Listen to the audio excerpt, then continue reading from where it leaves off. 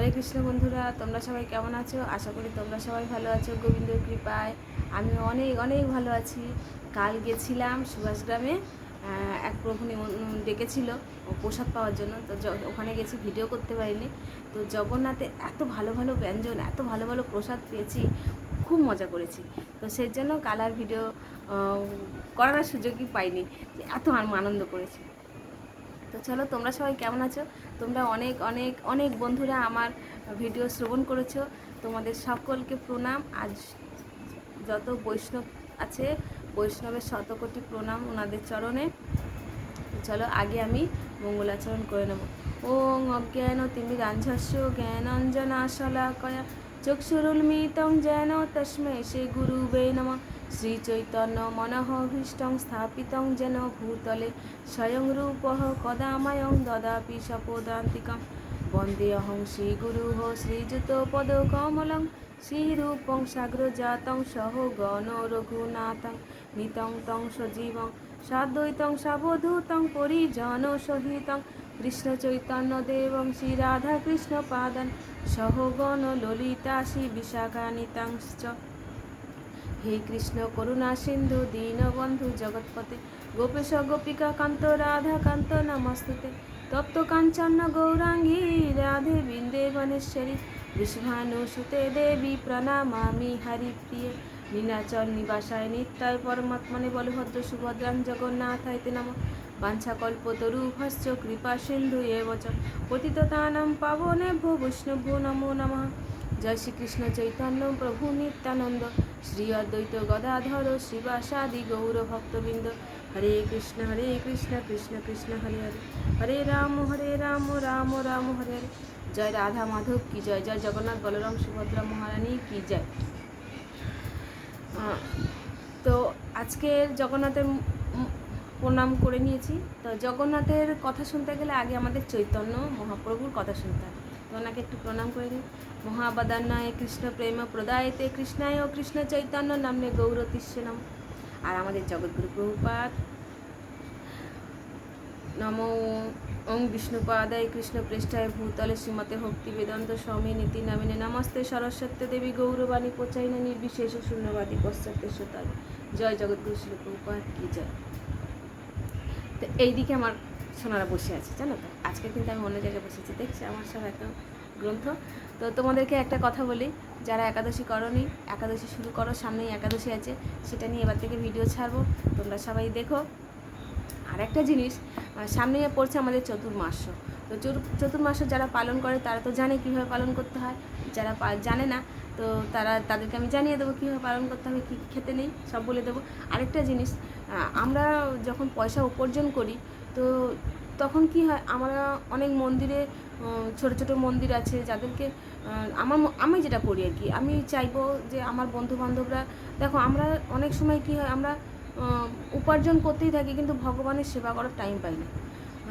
এটা হয়েছে আমার সাথে, আমি নিজে ভুক্তভোগী আর কি, যে উপার্জন টাকা ইনকাম করছি কিন্তু ভগবানকে সেবাই করার টাইম পাই না। হয়তো সকালবেলা আসলাম দুটো ফল দিয়ে দিলাম, সন্ধ্যাবেলা আসলাম দুটো ফল দিয়ে দিলাম, একটু জল আর দুধ দিয়ে দিলাম, এইটুখানি। তো সেই জন্য আমরা কি করব, সেই সময়টুকুনি যাতে আমরা গোবিন্দর সেবায় আমরা সেটাকে লাগাতে পারি, ছোট উপার্জনের কিছু সামান্য মুদ্রা পয়সা, যাই হোক তোমরা যেটা মনে করো, এটা আমি মাসে গোবিন্দর সেবায় এটা দিই, তোমরাও চেষ্টা করো। আর একটা জিনিস, যারা এই সামনেই জন্মাষ্টমী আসছে, তো সেই জন্য বলবো তোমরা জন্মাষ্টমীতে গীতা দান করো। এমন কিছু দাম নয়, দেখো মানুষ যদি তোমাকে কেউ বিয়েবাড়ি নিমন্ত্রণ করবে, তুমি 500 1000 অনেক টাকার সেখানে গিফট নিয়ে যেতে হয়, কিন্তু আমার মনে হয় সেই জায়গাটা তুমি একটা গীতা দান করবে।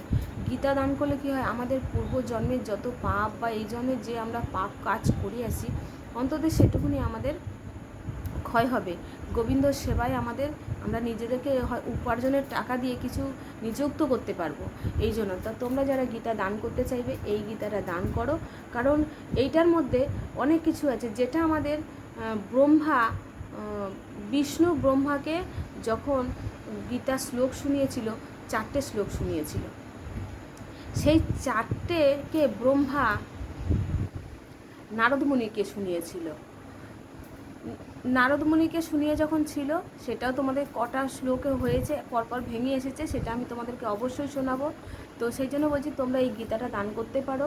এই গীতাটা এমন কিছু দাম না, তোমরা যদি মনে করো যে দিদিভাই তোমরা যদি মনে করো যে আমাকে দিয়ে দান করাবে, তো আমি যদি কাউকে দান করাবো নিশ্চয় তোমাদেরকে ইউটিউবে সেই ছবিটা আমি নিশ্চয়ই ছাড়বো, কারণ আমি আমার বন্ধুদেরকে কি বলবো ঠকাতে চাই না। তো সেই জন্য আর যারা এই দেখছো, এটা হচ্ছে ভাগবত গীতা, আর এটা হচ্ছে ভাগবত। হ্যাঁ, তো ভাগবত গীতা আর ভাগবতমের অনেকগুলো ব্যাখ্যা আছে। আমরা সকালবেলা ভাগবতম শ্রবণ করি, সন্ধ্যেবেলা গীতা শ্রবণ করি, চৈতন্য চরিতামৃত আছে। তো সারাদিন আমার এগুলোতে চলতে থাকে।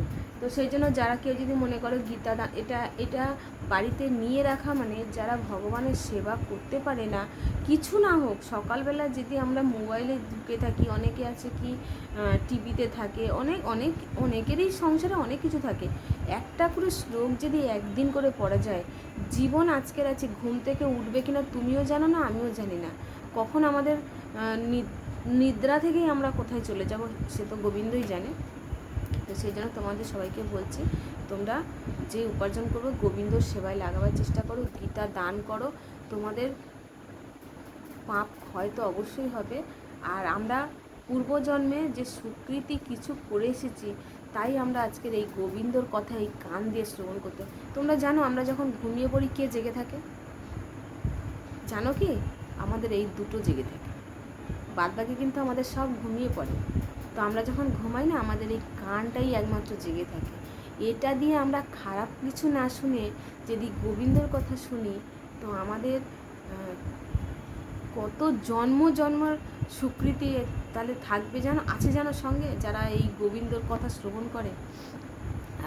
তো চলো এই অবধি তোমাদের বললাম। এবারে আজকের আসি জগন্নাথের লীলা কথা নিয়ে। তো জগন্নাথের লীলা কথা হচ্ছে জগতের নাথ কীভাবে নাম ওনার এসেছে, আর এক হচ্ছে রথ কীভাবে আমরা এই জগৎ সংসারের রথ কীভাবে শুরু হয়েছে। তো দাপর যুগে যখন কৃষ্ণ কৌরব আর পাণ্ডবদের যুদ্ধ শেষ করে যখন দ্বারকা গেছিল, সেই মুহূর্তে এক সূর্যগ্রহণ হয়েছিল। তো সূর্যগ্রহণে সবাই তো গঙ্গা স্নান করতে হয়।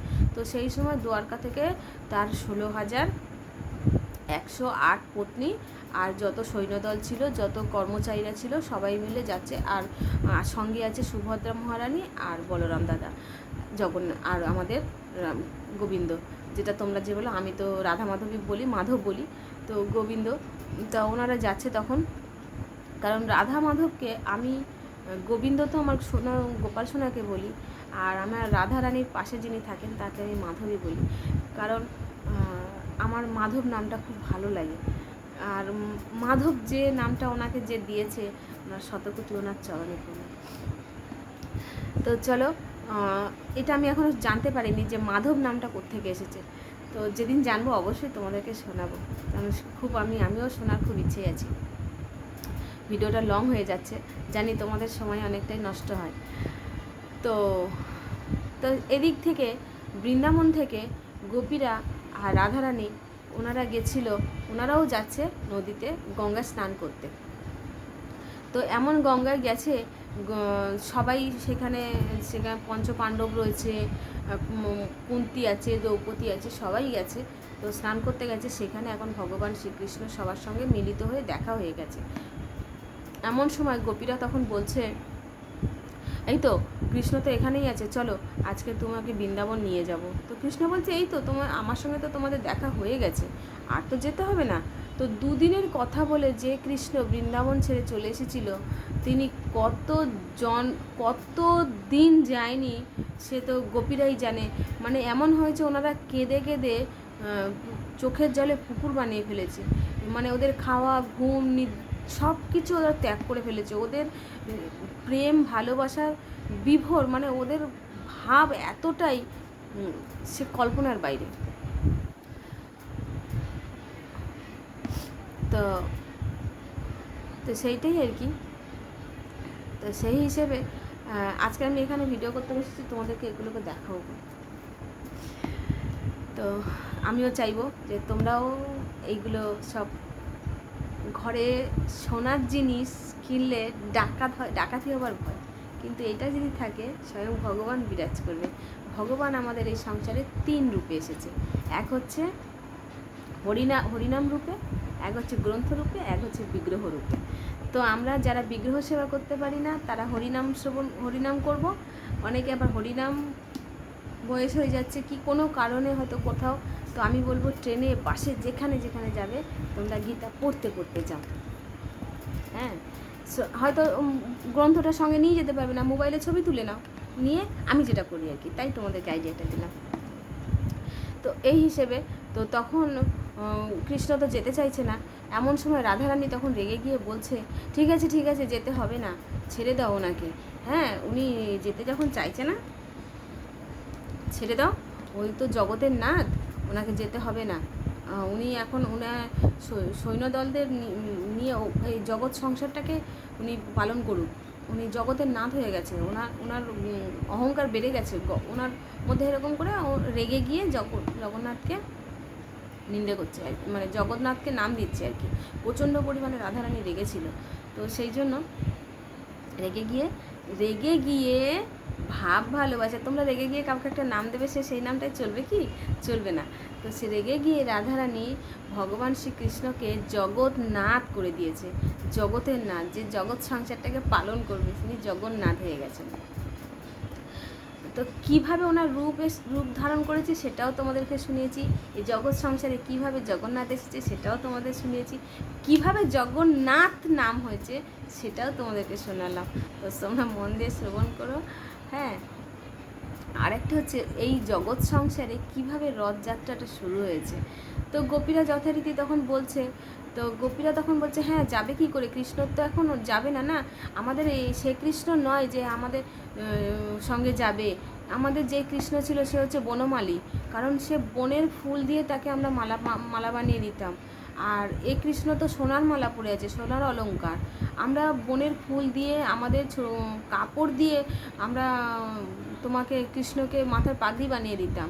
এখন তো কৃষ্ণ সোনার মুকুট মাথায় পড়ে আছে, তো আমাদের সেই কৃষ্ণ নয়, কিন্তু আমরা নিয়ে যাবই এনাকে।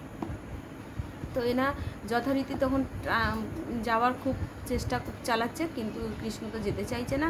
এমন সময় তখন গোপীরা ঠিক করেছে আজকের এই রথই আমরা টানতে টানতে নিয়ে চলে যাব। তো টানার জন্য তো দড়ি দরকার না, তো গোপীরা কি দড়ি নিয়ে গেছিল? নিয়ে যায়নি। তো গোপীরা তখন মাথায় কি করতো, চুন্নি বাঁধতো না, কাপড় থাকতো মাথায়, তো সেই চুন্নি দিয়ে কেউ দুপাট্টা থাকতো, কাপড়ের টুকরো দিয়ে, সব কিছু দিয়ে তখন তারা লম্বা লম্বা করে দড়ির মতন বানিয়ে রথটাকে বেঁধে টানতে টানতে নিয়ে যাচ্ছে, কিনা আমরা বৃন্দাবন নিয়েই যাব। তো জগন্নাথ কিন্তু এইভাবেই জগতের নাথ হয়েছে, এইভাবেই জগন্নাথের রথ শুরু হয়েছে, এইভাবেই গোপীরা নিয়ে যায় জগন্নাথকে। যখন আমরা জগন্নাথের দড়ি টানি তখন এই জগৎ সংসারে যত মানুষজন টানতে যায় সবাই কিন্তু গোপী হয়ে যায়। আর জগন্নাথকে আমরা কোথায় নিয়ে যাই? বৃন্দাবন। যখন গোপীরাও নিয়ে যাচ্ছিল বৃন্দাবনে, তো গন্ডিচা মন্দিরে মাসির বাড়ি যায়, কিন্তু সেটা অ্যাকচুয়ালি হয় মাসির বাড়িতে হয়, কিন্তু বৃন্দাবনে যায়। নীলাচল থেকে তিনি বৃন্দাবনে যায়, আর বৃন্দাবনে কিন্তু মা লক্ষ্মীর প্রবেশ নেই। মা লক্ষ্মী বৃন্দাবনের বাইরে বসে থাকে, বিরাজ করে। তাই সেটাও তোমাদেরকে শোনাবো। আজকের 5 দিন হয়ে গেছে, জগন্নাথের 5 দিন বৃন্দাবনে রয়েছে। তো মা লক্ষ্মীকে বলে গেছিলো 2 দিনের ভিতরে চলে আসবে, তো 2 দিনের ভিতরে তো জগন্নাথ এখনও আসেনি। মা লক্ষ্মী রেগে আজকে মা লক্ষ্মী গেছে বৃন্দাবনে গুন্ডিচা মন্দিরের কাছে। তো এখানে তো মা লক্ষ্মী ঢুকতে পারবে না, সেই বিষয় নিয়ে তোমাদেরকে অবশ্যই শোনাবো। তো তোমরা শ্রবণ করো, গীতা দান করো। যারা গোবিন্দ সেবায় নিজেদের ছোট কিছু উপার্জন দিতে চাও, দিতে পারো, এটা আমি তোমাদের সবাইকে রিকোয়েস্ট করছি। আর যারা নিজেদের সময় করে আমার ভিডিও দেখো তাদেরকে অনেক অনেক ধন্যবাদ। তোমরা সাবস্ক্রাইব করতে ভুলবে না, কমেন্ট করবে আর শেয়ার করতে ভুলবে না। সাবস্ক্রাইব এই কারণেই করবে, সাবস্ক্রাইব করলে আমি যখনই ভিডিও ছাড়বো তার নোটিফিকেশানটা তাড়াতাড়ি তোমাদের আগে পৌঁছে যাবে, এই জন্য। তো তোমাদেরকে প্রণাম। তো আজকে রাখি। তোমাদেরকে জানি না কতটা আমি আনন্দ দিতে পারলাম জগন্নাথের কথা নিয়ে। তো জগন্নাথের যে কথাগুলো আছে আমরা বড়রা অনেক সময় কি ভুলে যাই, কিন্তু কোনো মাকে যদি আজকের আমার সন্তান যদি আমাকে জিজ্ঞেস করে যে মা জগন্নাথের কিভাবে রথ শুরু হয়েছে, তো তখন তোমরা বলতে পারবে। তো যাই হোক, এটা একটা খুব আনন্দের বিষয় যে জগন্নাথের এত যে সোনার সিংহাসন ছেড়ে রাস্তায় নেমে যায় আমাদেরকে দর্শনে বড় বড় চোখ দিয়ে দেখবে বলে। তো আজকে রাখি। রাধে রাধে, হরি বল।